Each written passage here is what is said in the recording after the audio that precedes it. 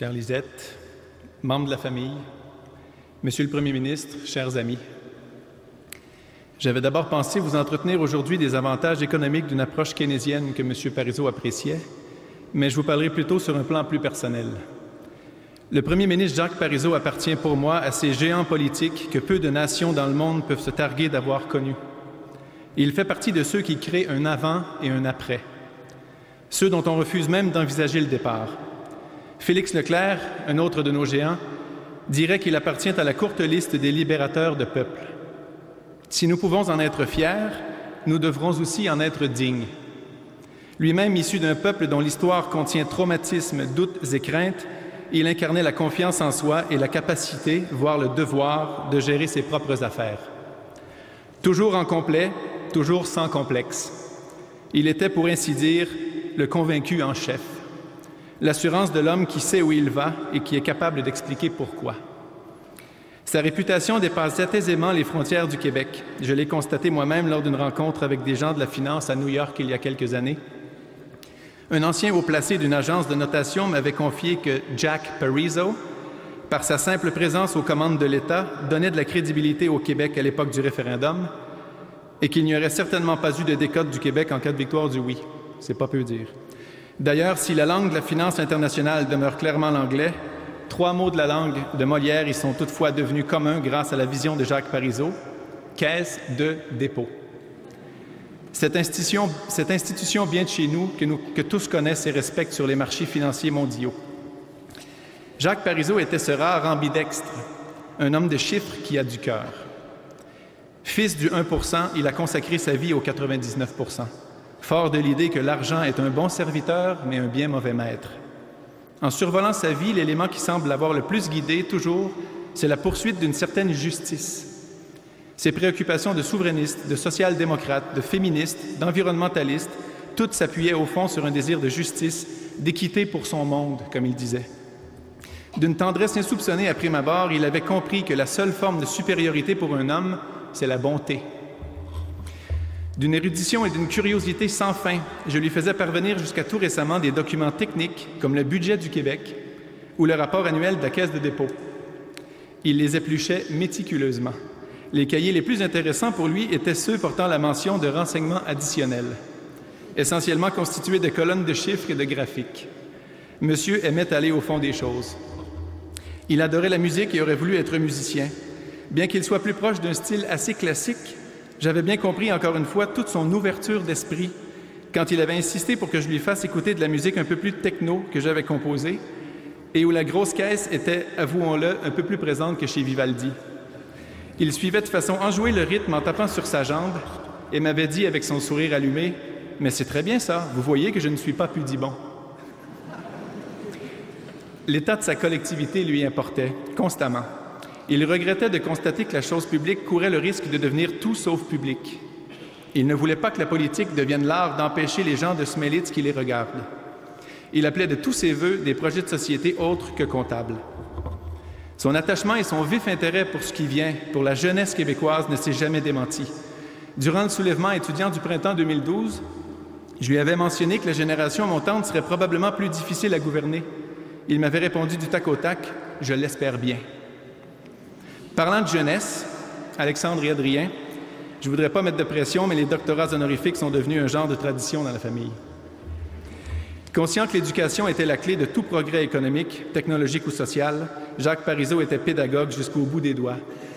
En échangeant avec lui, on avait l'impression d'apprendre même pendant ces silences caractéristiques entre 2 phrases parfaites, même comme par osmose. Ce que l'on conçoit bien s'énonce clairement et les mots pour monsieur arrivaient aisément. Son sens de l'humour était toujours présent en filigrane, un certain héritage britannique, pourrait-on croire. Comme lorsqu'il parlait de sa carte de membre, faite en bois pour qu'il ne puisse pas la déchirer. Ou de son éclat de rire quand il a su que plusieurs militants l'appelaient très affectueusement Yoda, le sage des sages dans la saga de la guerre des étoiles. Il est vrai, lorsqu'il était assis et appuyé sur sa canne, qu'on l'aurait bien vu brandir une épée laser pour mener son combat contre le côté obscur de la force. De nombreux monuments dans le monde sont dédiés à des généraux et des présidents qui ont mené d'autres hommes à la guerre à partir de leurs officines sécurisées. Jacques Parizeau, pour sa part, méritera son monument pour avoir construit du beau. Il existe des révolutions pacifiques et tranquilles, il nous l'a bien prouvé, lui, le révolutionnaire dans le plus constructif sens du terme. Il mentionnait d'ailleurs que notre révolution tranquille avait été l'œuvre d'une poignée d'élus, de fonctionnaires et de poètes. On réalise maintenant qu'il faisait finalement partie de chacun de ces trois groupes. Pour paraphraser Churchill qu'il admirait, l'histoire du Québec lui sera favorable puisqu'il l'a écrite lui-même. Et cette histoire n'est pas finie, il nous en reste plusieurs chapitres à écrire collectivement. Celui qui aura plus que quiconque contribué à construire le solage et le premier étage de notre maison commune nous quitte, mais il nous a laissé des plans pour les étages qui restent à bâtir. Il souhaitait que nous puissions décider nous-mêmes des règles à mettre en place dans notre maison, que l'on puisse choisir nous-mêmes les éléments de sa décoration et de ses relations avec les autres.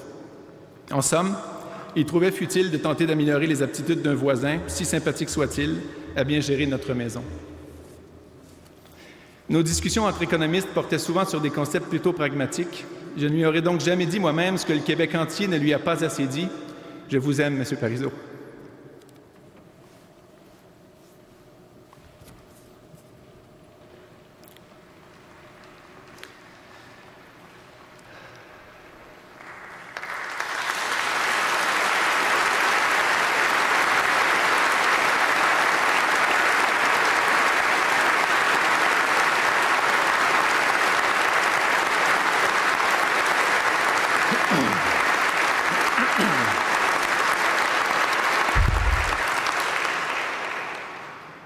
Vous étiez assurément la personne dont le regard approbateur m'importait le plus. Vous me manquerez.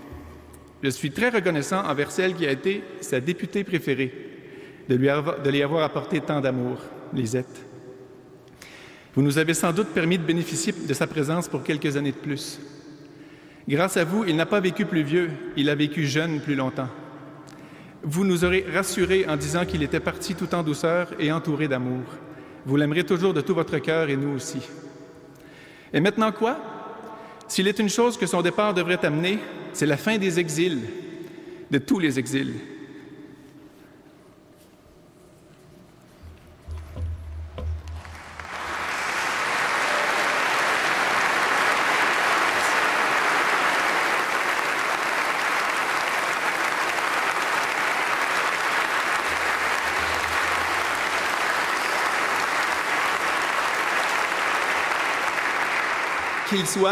Qu'il soit géographique ou intellectuel.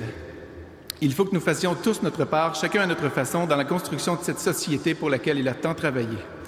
L'embellissement de la vie pour ceux qui restent est le plus bel hommage à offrir à celui qui part.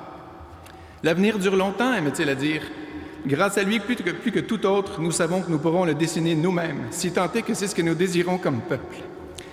Monsieur le Premier ministre, Monsieur Parizeau, Monsieur l'enseignant, j'ai bonne confiance que le Québec entier se joint à moi pour vous dire bon repos et merci pour tout.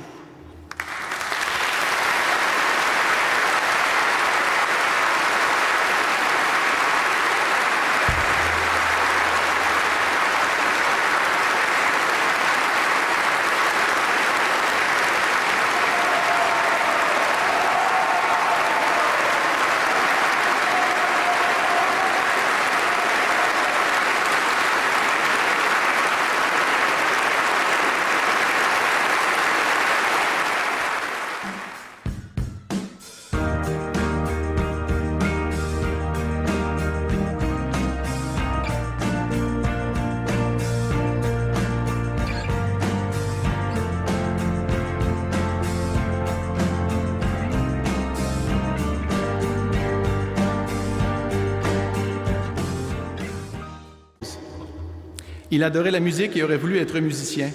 Bien qu'il soit plus proche d'un style assez classique, j'avais bien compris encore une fois toute son ouverture d'esprit quand il avait insisté pour que je lui fasse écouter de la musique un peu plus techno que j'avais composée et où la grosse caisse était, avouons-le, un peu plus présente que chez Vivaldi.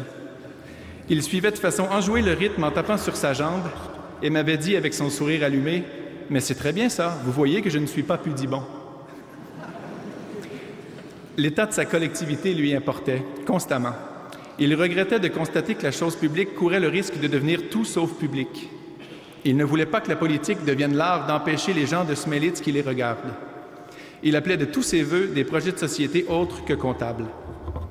Son attachement et son vif intérêt pour ce qui vient, pour la jeunesse québécoise, ne s'est jamais démenti. Durant le soulèvement étudiant du printemps 2012, je lui avais mentionné que la génération montante serait probablement plus difficile à gouverner. Il m'avait répondu du tac au tac « Je l'espère bien ». Parlant de jeunesse, Alexandre et Adrien, je ne voudrais pas mettre de pression, mais les doctorats honorifiques sont devenus un genre de tradition dans la famille. Conscient que l'éducation était la clé de tout progrès économique, technologique ou social, Jacques Parizeau était pédagogue jusqu'au bout des doigts. En échangeant avec lui, on avait l'impression d'apprendre même pendant ces silences caractéristiques entre deux phrases parfaites, même comme par osmose. Ce que l'on conçoit bien s'énonce clairement et les mots pour monsieur arrivaient aisément. Son sens de l'humour était toujours présent en filigrane, un certain héritage britannique, pourrait-on croire. Comme lorsqu'il parlait de sa carte de membre, faite en bois pour qu'il ne puisse pas la déchirer. Ou de son éclat de rire quand il a su que plusieurs militants l'appelaient très affectueusement Yoda, le sage des sages dans la saga de la guerre des étoiles. Il est vrai, lorsqu'il était assis et appuyé sur sa canne, qu'on l'aurait bien vu brandir une épée laser pour mener son combat contre le côté obscur de la force. De nombreux monuments dans le monde sont dédiés à des généraux et des présidents qui ont mené d'autres hommes à la guerre à partir de leurs officines sécurisées. Jacques Parizeau, pour sa part, méritera son monument pour avoir construit du beau. Il existe des révolutions pacifiques et tranquilles, il nous l'a bien prouvé, lui, le révolutionnaire dans le plus constructif sens du terme. Il mentionnait d'ailleurs que notre révolution tranquille avait été l'œuvre d'une poignée d'élus, de fonctionnaires et de poètes. On réalise maintenant qu'il faisait finalement partie de chacun de ces trois groupes. Pour paraphraser Churchill qu'il admirait, l'histoire du Québec lui sera favorable puisqu'il l'a écrite lui-même. Et cette histoire n'est pas finie, il nous en reste plusieurs chapitres à écrire collectivement. Celui qui aura plus que quiconque contribué à construire le solage et le premier étage de notre maison commune nous quitte, mais il nous a laissé des plans pour les étages qui restent à bâtir. Il souhaitait que nous puissions décider nous-mêmes des règles à mettre en place dans notre maison, que l'on puisse choisir nous-mêmes les éléments de sa décoration et de ses relations avec les autres. En somme, il trouvait futile de tenter d'améliorer les aptitudes d'un voisin, si sympathique soit-il, à bien gérer notre maison. Nos discussions entre économistes portaient souvent sur des concepts plutôt pragmatiques. Je ne lui aurais donc jamais dit moi-même ce que le Québec entier ne lui a pas assez dit. Je vous aime, M. Parizeau.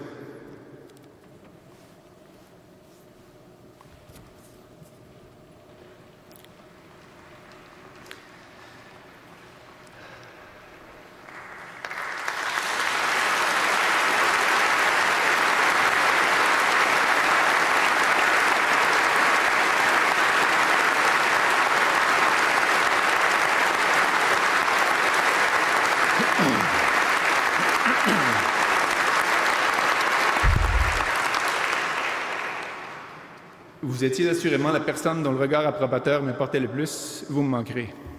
Je suis très reconnaissant envers celle qui a été sa députée préférée, de lui avoir apporté tant d'amour, Lisette. Vous nous avez sans doute permis de bénéficier de sa présence pour quelques années de plus. Grâce à vous, il n'a pas vécu plus vieux, il a vécu jeune plus longtemps. Vous nous aurez rassurés en disant qu'il était parti tout en douceur et entouré d'amour.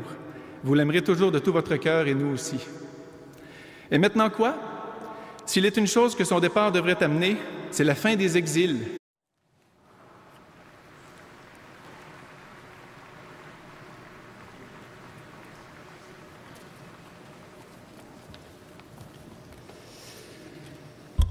Chère Lisette, membres de la famille, Monsieur le Premier ministre, chers amis, j'avais d'abord pensé vous entretenir aujourd'hui des avantages économiques d'une approche keynésienne que M. Parizeau appréciait, mais je vous parlerai plutôt sur un plan plus personnel.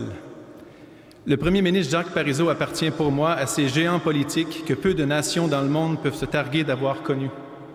Il fait partie de ceux qui créent un avant et un après, ceux dont on refuse même d'envisager le départ. Félix Leclerc, un autre de nos géants, dirait qu'il appartient à la courte liste des libérateurs de peuples. Si nous pouvons en être fiers, nous devrons aussi en être dignes.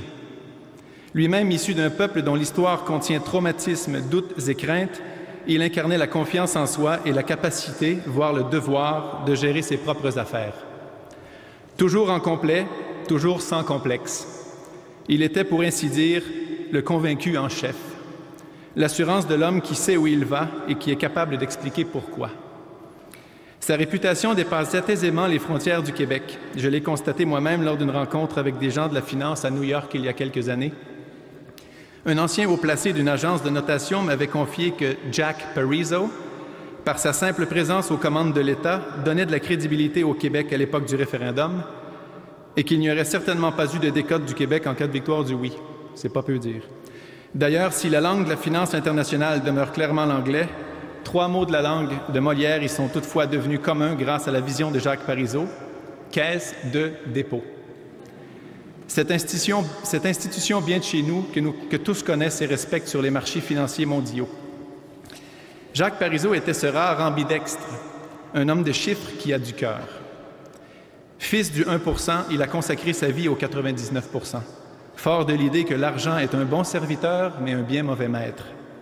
En survolant sa vie, l'élément qui semble l'avoir le plus guidé, toujours, c'est la poursuite d'une certaine justice. Ses préoccupations de souverainiste, de social-démocrate, de féministe, d'environnementaliste, toutes s'appuyaient au fond sur un désir de justice, d'équité pour son monde, comme il disait. D'une tendresse insoupçonnée à prime abord, il avait compris que la seule forme de supériorité pour un homme, c'est la bonté. D'une érudition et d'une curiosité sans fin, je lui faisais parvenir jusqu'à tout récemment des documents techniques comme le budget du Québec ou le rapport annuel de la Caisse de dépôt. Il les épluchait méticuleusement. Les cahiers les plus intéressants pour lui étaient ceux portant la mention de renseignements additionnels, essentiellement constitués de colonnes de chiffres et de graphiques. Monsieur aimait aller au fond des choses.